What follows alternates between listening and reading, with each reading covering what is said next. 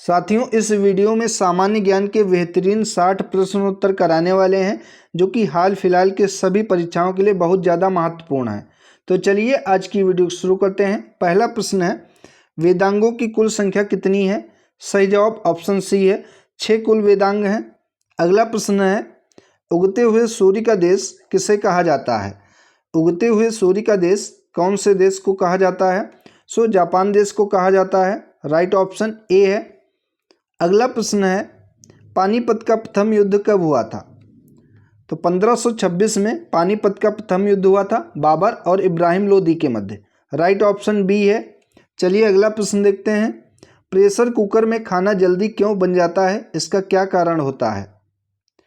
उच्च दाब के कारण जल का क्वथनांक बढ़ जाता है, इसलिए प्रेशर कुकर में खाना जल्दी से बन जाता है या पक जाता है। राइट ऑप्शन डी है। चलिए अगला प्रश्न देखते हैं, वाद्य यंत्र तबला का प्रचलन किसने शुरू किया था? वाद्य यंत्र तबला का प्रचलन किसके द्वारा शुरू किया गया था? अमीर खुसरो के द्वारा शुरू किया गया था। करेक्ट ऑप्शन बी है। चलिए अगला प्रश्न देखते हैं, पुराणों की कुल संख्या कितनी है? कुल पुराण 18 हैं। राइट ऑप्शन ए है होगा यहाँ पर। अगला प्रश्न है, उज्जैन का प्राचीन नाम क्या था? करेक्ट ऑप्शन सी है, अवंतिका उज्जैन का प्राचीन नाम है। अगला प्रश्न है, संसार का सर्वाधिक सक्रिय ज्वालामुखी का नाम क्या है? संसार का सर्वाधिक सक्रिय ज्वालामुखी जो कि कोटोपैक्सी ज्वालामुखी है। करेक्ट ऑप्शन बी है। अगला प्रश्न है, फुलहर झील भारत के किस राज्य में स्थित है?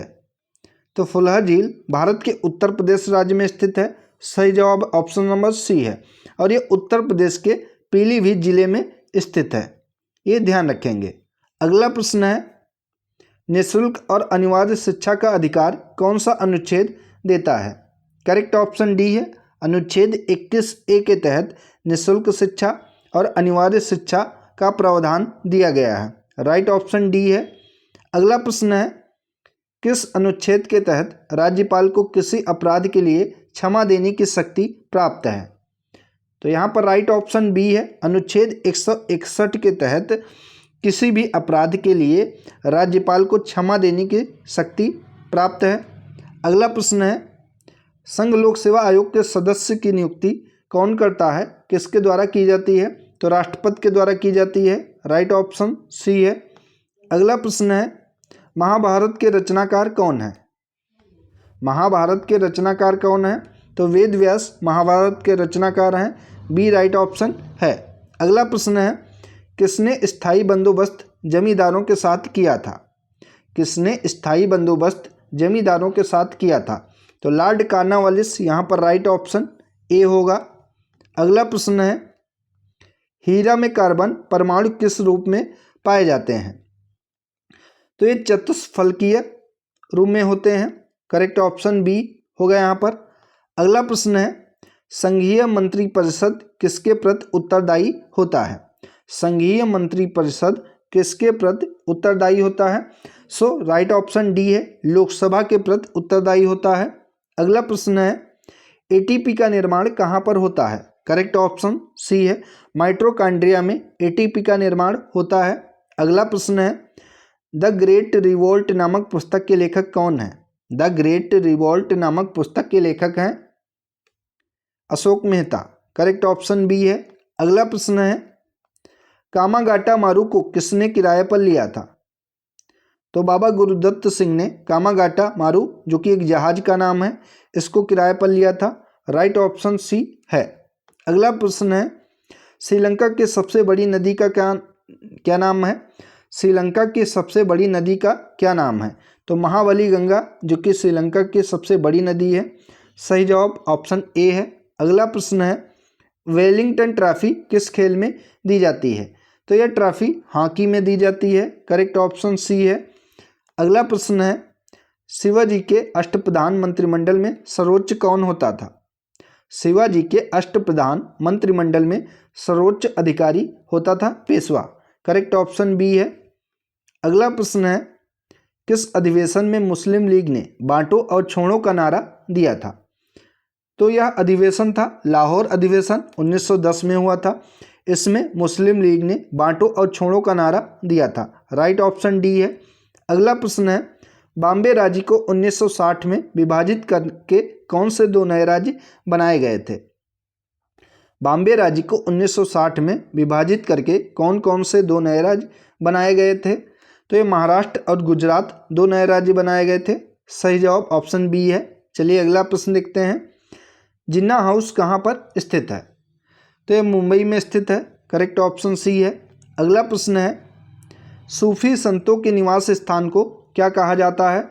तो इनको खानकाह कहा जाता है। राइट ऑप्शन ए है।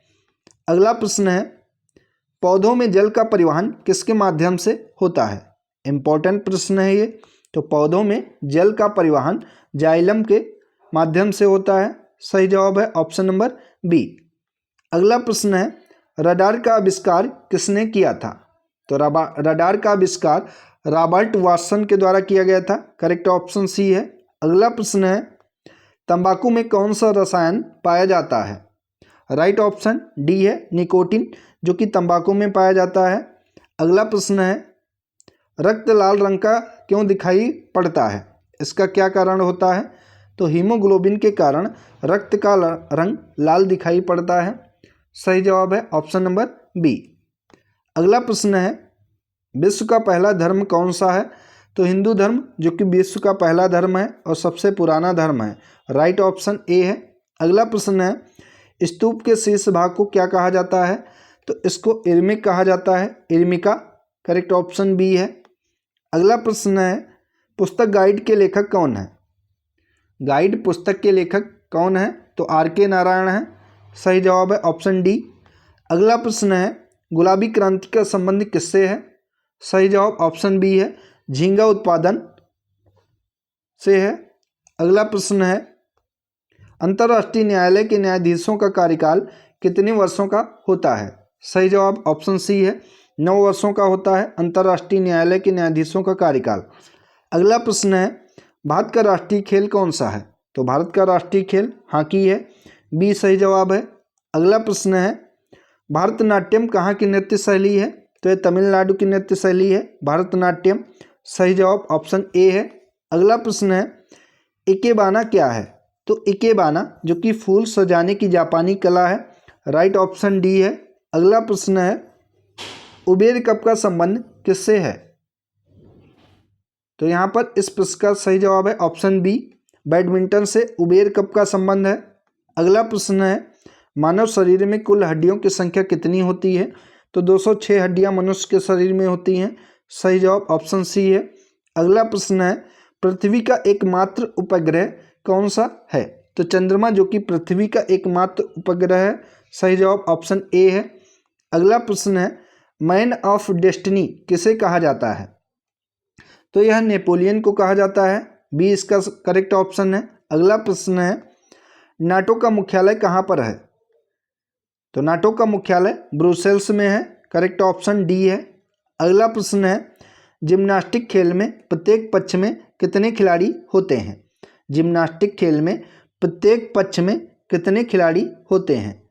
8 खिलाड़ी होते हैं। बी इसका सही जवाब होगा। अगला प्रश्न है, मंडल आयोग का गठन कौन से वर्ष किया गया था? 1979 में मंडल आयोग का गठन किया गया था। राइट ऑप्शन ए है। अगला प्रश्न है, गंगा नदी का नाम क्या है?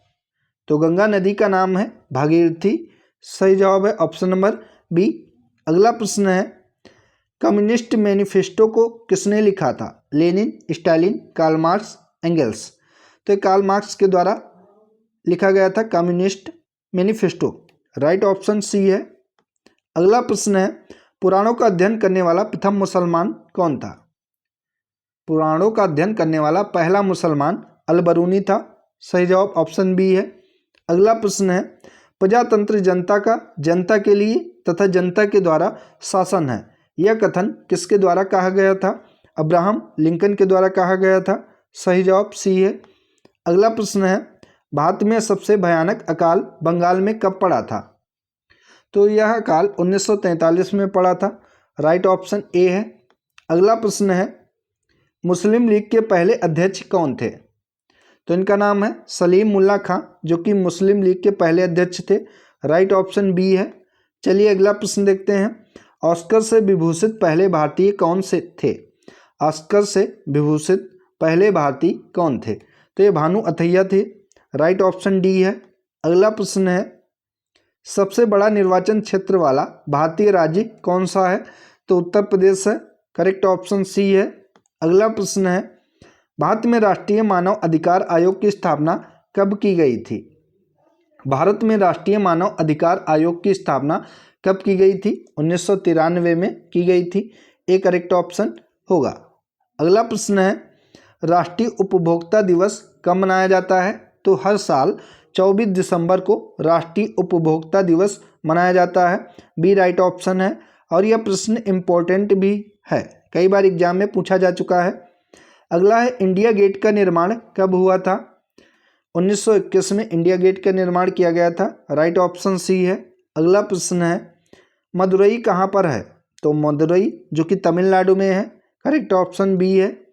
अगला प्रश्न है, लक्षद्वीप की राजधानी कहाँ पर है? तो कावारत्ती जो कि लक्षद्वीप की राजधानी है। राइट ऑप्शन सी है। अगला प्रश्न है, विश्व जनसंख्या दिवस कब मनाया जाता है? तो 11 जुलाई को विश्व जनसंख्या दिवस मनाया जाता है। डी सही जवाब होगा। अगला प्रश्न है, राज्यसभा धन विधेयक को अपने पास कितने दिनों तक रोक कर रख सकती है? राइट ऑप्शन बी है। 14 दिनों तक राज्यसभा धन विधेयक को अपने पास रोक कर रख सकती है। बी सही जवाब हो जाएगा। तो साथियों, ये थी आज की सामान्य ज्ञान की वीडियो।